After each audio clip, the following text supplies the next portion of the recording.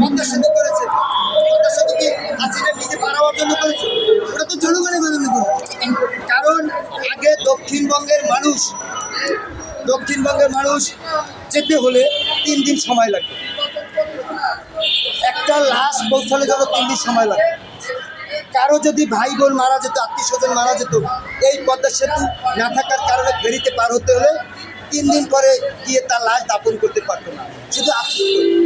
আর এখন পদ্মা সেতু হওয়ার কারণে মাত্র 3 থেকে 4 ঘন্টার ভিতরে সে চলে যেতে পারতেছে, তার আত্মীয়কে দেখে দাপন করতে পারতেছে। এই হলো পদ্মা সেতুর একটা লাভ।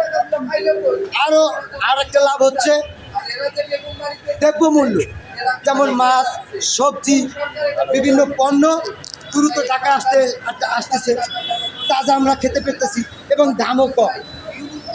আর একটা উপকার হয়েছে, সেটা হয়েছে ওই যারা ফ্যাসিস্ট বলে তাদের সমন্বয়কদের উপকারটা কী হয়েছে আপনারা দেখেছেন। যখন গোপালগঞ্জে গিয়েছিল, তারা যখন প্যাদানি দিছে 2 ঘন্টার ভিতরে সেনাবাহিনী যাইয়ে নিয়ে আইছে ঢাকা।